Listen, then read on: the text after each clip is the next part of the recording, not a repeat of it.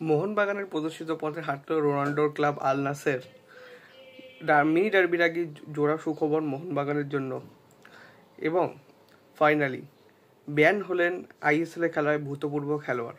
তো hello guys, welcome to our channel MOFC নতুন ভিডিওতে আপনার সবাইকে আরও একবার স্বাগত। আজকে আমি নিয়েছি ইন্ডিয়ান ফুটবল আপডেট 4টি পর্ব। তো চলুন একদম দেরি না করে ভিডিওটা শুরু করা যাক। সবার প্রথমেই কিন্তু কথা বলবো আল নাসেরকে নিয়ে। তো আল নাসেরও কিন্তু ইরানে না যাওয়ার সিদ্ধান্ত নিয়েছে। তারা কিন্তু ACL 1-এ রয়েছে এবং সেখান থেকে তাদের কিন্তু ইরানে খেলতে যাওয়ার কথা ছিল, কিন্তু তারা কিন্তু ইরানের ম্যাচটা তারা খেলতে না যাওয়ার সিদ্ধান্ত নিয়েছেন। এখন দেখুন, সৌদি আরব হচ্ছে গিয়ে মানে সব থেকে বিত্তশালী দেশ আমাদের এশিয়ার মধ্যে, মাফ করবেন এশিয়ার মধ্যে না, আমাদের মিডল ইস্টের মধ্যে। তো সুতরাং তারা যদি এই ধরনের ডিসিশন নেয়, সেক্ষেত্রে কিন্তু এফসি কিন্তু নড়েচড়ে বসতে বাধ্য। এর আগে যখন ইন্ডিয়া ছিল ইন্ডিয়া যেহেতু ওয়েস্ট রিজিয়নে পড়ছে আর কি, আমরা এটা আমাদের দুর্ভাগ্য যে এটা আমরা ওয়েস্ট রিজনে পড়ে যাচ্ছি। তো সে কারণে কিন্তু আমাদের সেই সিদ্ধান্ত কিন্তু কনসিডার করা হতো না। আমরা হয়তো কোনো রকম কনসিকুয়েন্সেস ফেস করতে পারতাম, যেটা কিন্তু খুবই খারাপ হতো। কিন্তু এখন যখন আল নাসেরের মতো টিম তারা যখন ব্যাক অফ করে নিচ্ছে, তখন সেক্ষেত্রে কিন্তু এফসি কিন্তু দ্বিতীয়বার ভাবতে বাধ্য হবে। কারণ যদি তারা মোহনবাগানকে যদি তারা শাস্তি দেয় এবং আল নাসেরকে যদি কোনো রকম শাস্তি না দেয়, তো সেক্ষেত্রে কিন্তু তারা কিন্তু ফিফা ডিসিপ্লিনারি কমিটির কাছে কিন্তু ফেসে যাবে।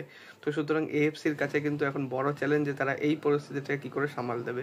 মিনি ডার্বির আগে কিন্তু জোড়া সুখবর পেল মোহনবাগান। সবার প্রথমে যেটা অনেকদিন ধরে আমি বলে আসছিলাম, সেটা আশিক কুরুনিয়ানকে নিয়ে। আশিক কুরুনিয়ান কিন্তু টিমের সঙ্গে এই সিজনের শুরু থেকে কিন্তু প্র্যাকটিস করছিলেন, বাট তার কাছে ম্যাচ ফিটনেস কিন্তু ছিল না। সেটা কিন্তু অবশেষে প্রায় 1.5 মাস পর তিনি কিন্তু গেইন করেছেন এবং তিনি কিন্তু মিনি ডার্বিতে তিনি কিন্তু স্কোয়াডে থাকবেন বলেই এটা খবর এসেছে। দেখুন, তিনি যদি প্রথম থেকে মাঠে থাকবেন বলে তো মনে হয় না। মলিনা যারা চোট রিকভারি করে আসছে তাদেরকে প্রথম থেকে খেলান না, আর তাকে হয়তো ম্যাচের স্কোয়াডে রাখবেন। হয়তো বা আমরা তাকে 50 বা 60 মিনিটের পরে মাত্র 20 থেকে 30 মিনিটের জন্য আমরা তাকে মাঠে দেখতে পারি।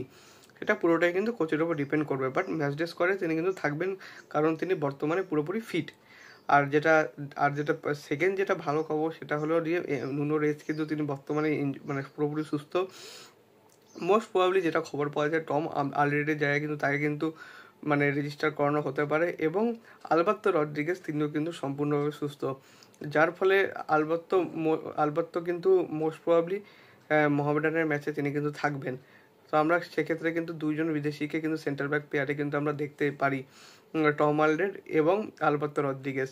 নুনো রেসকে এখনই রেজিস্টার কিন্তু করানো হবে না, হয়তো আরও কয়েকদিন অপেক্ষা করবে, তারপর কিন্তু নুনো রেসকে রেজিস্টার করানো হতে পারে।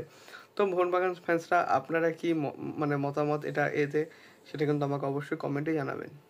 নাসির আল খেয়াতি, এই নামটা কি পরিচিত লাগছে? অবশ্যই আপনার পরিচিত লাগার কথা। তিনি মুম্বাই সিটি এফসি এবং এফসি গোয়ার হয়ে কিন্তু দাপিয়ে ফুটবল খেলেছেন। এই এটাকে মিডফিল্ডের ফুটবলার, কিন্তু তাকে কিন্তু এআইএফএফ এর পিএসসি, যেটা প্লেয়ার স্ট্যাটাস কমিটি, তারা কিন্তু এআইএফএফকে জিনিসটা অবশ্যই জানিয়েছে। তাকে কিন্তু আপাতত তার উপর কিন্তু নিষেধাজ্ঞা রয়েছে আর কি। ব্যান পুরোপুরি বলবো না, সাসপেনশন এটা আর কি। কারণ তার 2019 সালে তিনি কিন্তু কাতার এফসির সঙ্গে কিন্তু চুক্তিবদ্ধ ছিলেন।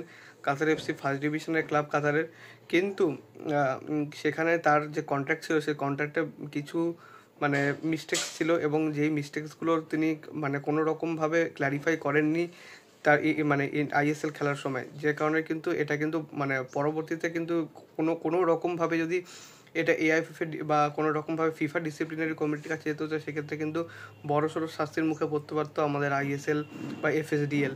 তো যে কারণে কিন্তু আর কোনো রকম রিস্ক নিতে চায়নি পিএসসি, তারা এআইএফএফ এর কাছে অনুমতি চেয়ে নাসির আল খেয়াতিকে কিন্তু আপাতত সাসপেন্ড করেছে আর কি, ইন্ডিয়ার যে কোনো লেভেলের ফুটবল খেলা থেকে।